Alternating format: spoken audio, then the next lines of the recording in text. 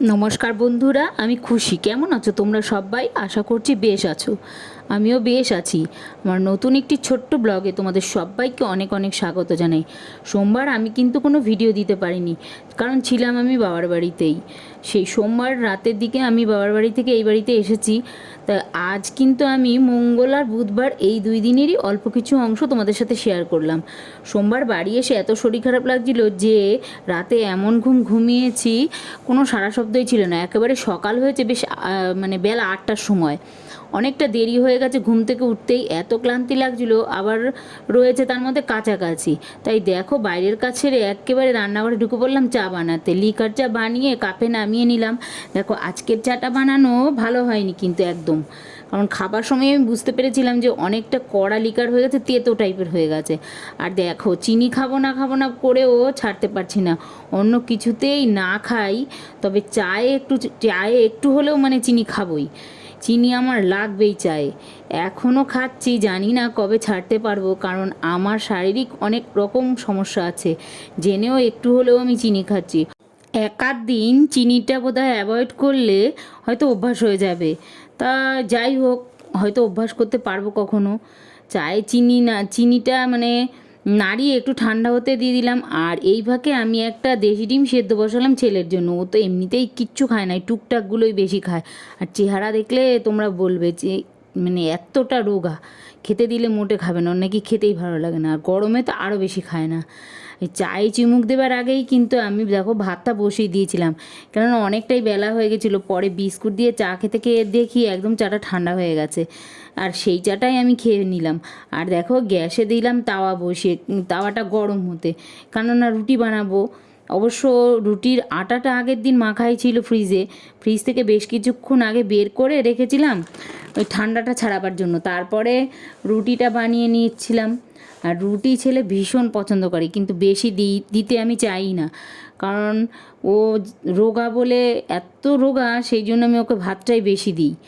আর এটা হলো প্রথম কথা। দ্বিতীয় কথা হলো অন্য সব কিছুই আমি করে নিতে পারি, কিন্তু এই রুটি আমার করতে একদম ইচ্ছে করে না। ভাতটা যাই হোক, গ্যাস হোক আর কাঠে হোক, বসে অন্য কোনো কাজ করা যায় সংসারে, কিন্তু রুটি বসিয়ে সামনে থেকে নড়াই যায় না। যাই হোক, রুটিগুলো কোনো রকমে বানিয়ে নিলাম। আরও দেখো ভাত প্রায় এর মধ্যে হয়ে গেছে বলে ভাতটাও নামিয়ে নিলাম। আর ওই রানাঘাটের বাড়ি থেকে এসে রাতের বেলা আমি চিকেন রান্না করেছিলাম, আর অনেকটাই দেখো চিকেন বেঁচে গেছে। ওইটাই আমি গরম করে নিলাম, মানে ফুটিয়ে নিলাম। আর ডালটা তার মধ্যে বসিয়ে দিলাম। আর চলে গেলাম বাগানে। দেখো ওই আমাদের বাড়ির পেছনে একটা ছোট্ট বাগান আছে, ওই বাগানে অনেক ঘ্যাটকল পাতা হয়েছে। সেখান থেকে ঘ্যাটকল পাতা তুলতেই আমি বাগানে গিয়েছিলাম, তো তুলে নিয়ে চলে এলাম। ওটা কি আবার বলে বলছি, ওটা কি? মামা খায়? কি খায় মামা? যেটা খায় কি খায় মামা? হ্যাঁ, এ মামা খায় ওটা কি? ওটা কি? কি রে, কি বলবা তো? মামা খায় ওটা কি বলে? এই দুষ্টু করবি না, বলো। দেখো শেষে ঘ্যাটকলটা রান্না করার জন্য পেঁয়াজ, লঙ্কা, তারপরে হচ্ছে রসুন, এগুলো সব কাটতে বসে গেলাম। আর দেখো পুচকোটা দেখো কত সুন্দর কথা বলছে, তোমরা তো দেখতেই পারলে। ওর মামা ওর সঙ্গে দুষ্টুমি করছে, আর ও কথা বলতে বলতে পড়ে যাচ্ছিল। ভাগ্যিস ধরে ফেলেছি, না হলে তো সামনে বটিটা পাতা ছিল। অনেকক্ষণ এই কুটুর কুটুর করে কথা বলছিল এটা ওটা। তো বাচ্চা তো, ওর কথাগুলো শুনতে ভীষণ ভালো লাগে। দেখো উপরের ঘরের খাটে কত জামা কাপড় ঢিবি করা রয়েছে। ওই ওই ওই জামা কাপড়গুলো এসে আজকে কেচেছিলাম সকালবেলা কিছুটা, যেটা তোমাদের দেখানোই হয়নি। আর কেচে অল্প কিছুক্ষণ রোদে দিয়েছিলাম, শুকিয়ে গেছে। এগুলো সব তুলে ওখানে ঢিপি করে রেখেছি। দেখো কত জামা কাপড়, এখনও কয়েকটা আছে কাচার বাকি। তো এগুলো কখন গোছাবো আমি জানিই না। যাই হোক, ওই ঘ্যাটকলটা রান্না করে দেখি কি, আর রুটিটাও খেয়ে ফেলেছিলাম তার মধ্যে। সকালেরটা তো হয়ে গেছে দুপুর, তো খেয়ে আরও দেখো কয়েকটা রুটি বেঁচে গেছে, সেটাই তোমাদের দেখাচ্ছিলাম। আর রান্নাঘর থেকে সব কিছু কমপ্লিট করে বেরিয়ে আরও কয়েকটা জামা কাপড় কেচে দেখো ওপরে উঠে এলাম। তোমাদের সঙ্গে যেন আমি কী কথা বলছিলাম, সেটা ভালো করে মানে সেই কথাগুলো ভালো করে ওঠেনি বলে আমি আবার সেটাকে মিউট করে দিয়ে ভয়েস দিয়ে দিচ্ছিলাম।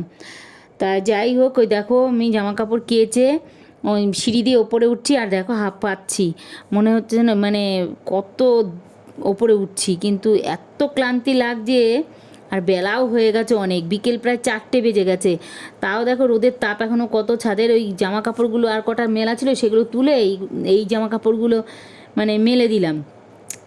পরে স্নান খাওয়া দাওয়া সেরে ঘুমিয়ে পড়েছিলাম।